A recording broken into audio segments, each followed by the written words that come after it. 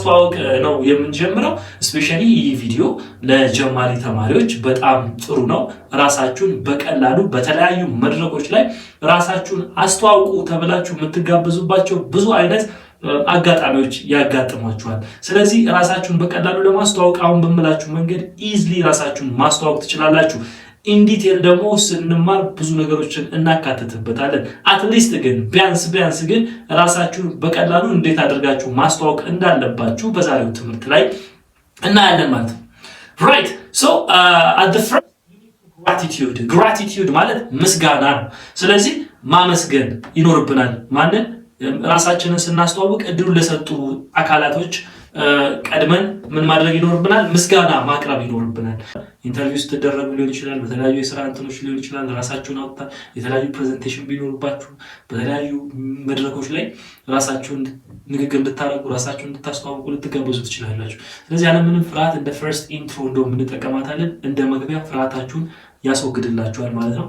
ስለዚህ እቺ ነገር በደንብ ተለማመዷት እስቲ እንበላት። First of all ብላችሁ ነው የምትጀምሩት። First of all I would like to thanks አመሰግናለሁ እንደማለት ነው። ታንክስ First of all I would like to thanks አሁን ማንን ነው ማመስገን የምትፈልጉት? እዚህ ዳሽዋ ቦታ ላይ my teacher, my instructor, my boss okay ይሄ ማመስገን የምትፈልጉትን ድርጅትም ከሆነ First of all I would like to thanks VVIP Personal Language School ወይም ደግሞ ማንን ነው ማመስገን የምትፈልጉት? First of all I would like to thanks Mr. David የሰውየው በሰው ከሆነ የምታመሰግኑት የሰውየውን ስም እዚህ ጋር መጥቀስ ትችላላችሁ። Mr. John, Miss Helen, Miss Almaz ምናምን እያላችሁ እዚህ ጋር ዳሹ ቦታ ላይ የምታመሰግኑትን አካል ኢንተርቪው የሚያደርጋችሁን ሰው ከሆነ ደግሞ የምታመሰግኑት First of all I would like to thanks my interviewer ይባላል። ኢንተርቪው የሚያደርጋችሁን አካል ወይም ደግሞ እዚህ ጋር ማመስገን የምትፈልጉትን የቤተሰብ አካልም ከሆነ First of all I would like to thanks my parents or my family, my brother, my father, my mother, my uncle, my aunt, just whatever anybody like ጓደኛችሁን ከሆነ First of all I would like to thanks my friend እያላችሁ ያን ሰው ወደ ማመስገን ግቡ።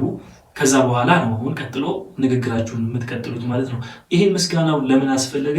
ይህን ድል በማግኘት የምትል ነገር እንጨምርባት። For giving this golden chance, okay? ወርቃማ እድል great chance ይህን ትልቅ እድል marvelous chance, okay? marvelous chance ማለት ትችላላችሁ። ይህንን okay ጥሩ እድል this good chance, this great chance ያላችሁ እድሉ ምን አይነት ነው? እናንተ ያን እድል የምትሰጡት ቫልዩ ይወስነዋል እዚህ ጋር የምታስገቡት ነገር። ስለዚህ ምን ብላችሁ ነው መጀመሪያ for giving me this golden chance, this good chance, great chance, marvelous chance ብቻ እድሉ ወርቃማ ከሆነ በወርቃማ እንበለው እስቲ for giving this golden chance ትሉና አሁን ይህንን ራሳችሁን ስታስተዋውቁ እንግዲህ ምን ተሰማችሁ? ደስተኛ ነኝ ይህን ድል በማግኘት እንላለን አይደል ብዙ ጊዜ። ስለዚህ ደስተኛ መሆናችሁን ለመግለጽ ደግሞ ምን አይነት እስቲ ደስታን ሊገልጹ የሚችሉ ኤክስፕሬሽኖችን እናያለን። ደስተኛ ነኝ የሚለው ኢዝሊ I am happy ነው። I am happy ወይም ደግሞ I am over the moon ይሄ ላይክ ጨረቃ ላይ ነኝ የሚለው ነገር ጨረቃ ላይ መሆናችሁን ሳይሆን የሚገልጸው የሆነ ከፍ ብያለሁ፣ ጥሩ ደስታ ውስጥ ነኝ፣ ጥሩ ስሜት ውስጥ ነኝ የሚለውን ይገልጻል። ስለዚህ I feel like $1 million ካላችሁ ደግሞ $1 million ልክ ስታገኙ ፊል የምታደርጉትን ያህል ደስታ ነው። በተለያዩ መንገዶች ደስታችንን መግለጽ እንችላለን፣ ግን የተወሰኑ ነገሮችን ልስጣችሁ እዚህ ጋር እናንተ ምን ያህል እንደተሰማችሁ ራሳችሁን በማስተዋወቃችሁ የተሰማችሁትን ስሜት ለመግለጽ እዚህ ጋር ታስገባላችሁ ማለት ነው።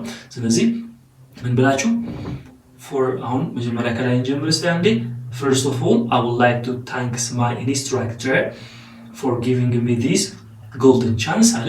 ከዛ ደስተኛ ነኝ እኔ ስትሉ I am happy ከፈለጋችሁ I am over the moon, I feel like $1 million, I am on the seventh heaven, I'm glad, I am so excited ብዙ ሃፒነስን የሚገልጹ ኤክስፕሬሽኖችን ማንሳት እንችላለን። ከዚህ ውስጥ አንዷን ውሰዱና አሁን ቅድም እዛ ጋር for giving me ስላላችሁ አሁን ደግሞ it's better to say for having this, okay?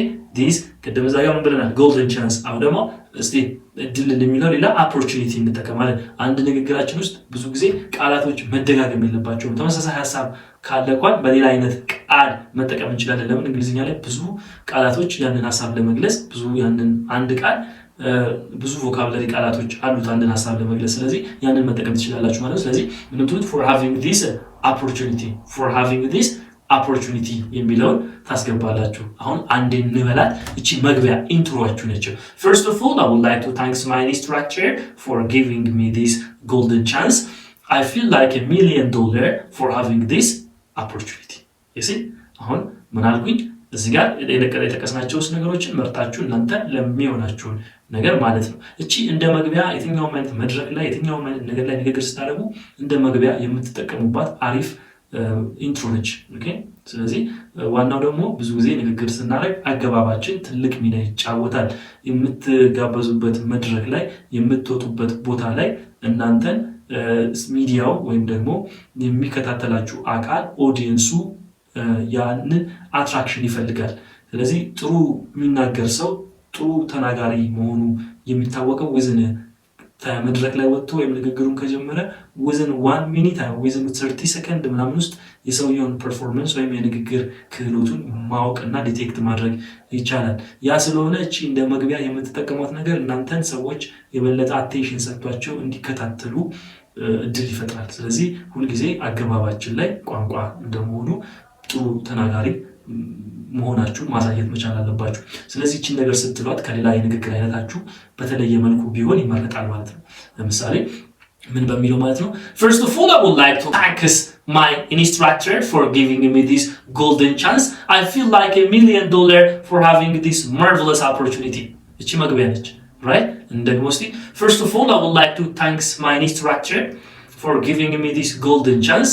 I feel like $1 million for having this marvelous opportunity.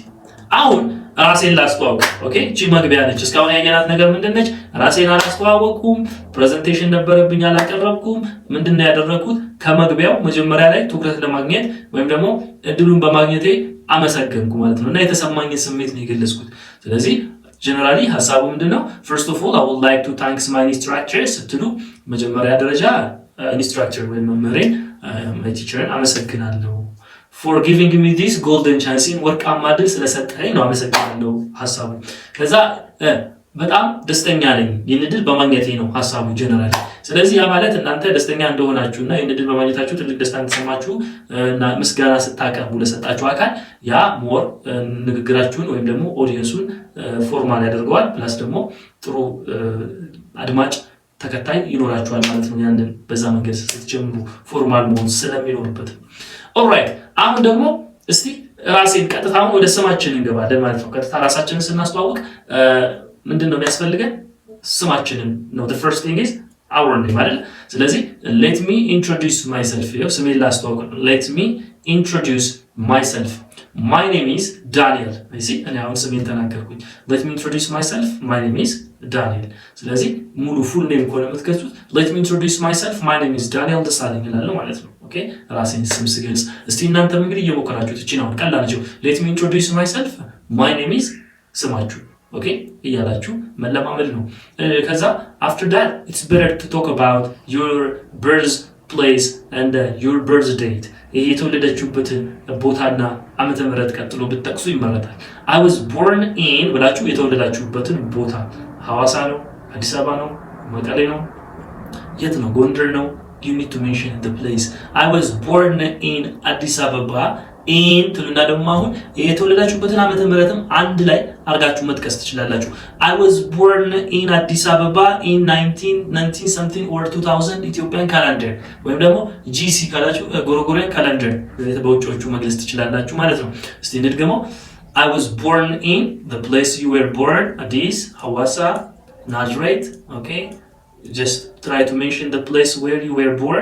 After that in ትሉናውንም ዓመተ ምህረቱ 19 or 2000 something EC or GC, just say that Ethiopian calendar or Gregorian calendar ብላችሁ እዚህ ጋር አሁን የተወለዳችሁበት ቦታ ታወቀ መቼ እንደተወለዳችሁ ማን ላይ መጥቀስ ታቻላችሁ ማለት ነው። ስለዚህ አንድ ሰው እድሜያችሁን መገመት ይችላል አሁን በተከሳችሁት ዓመተ ምህረት። ግን ሞር ደግሞ ፎርማል ለማድረግ እና ሰዎች እድሜያችን ራሳችን ማንነታችንን ከሚገልጹ ነገሮች አንዱ ነው። ስለዚህ እድሜያችንን ስንገልጽ ደግሞ ምንድነው የምንለው? አሁን ደግሞ easily I am ብላችሁ እድሜያችሁን መጥቀስ ነው። I am 25 years old, I am 13 years old, I am 14 years old, I am 12 years old እድሜያችሁ። ሰላም ጤና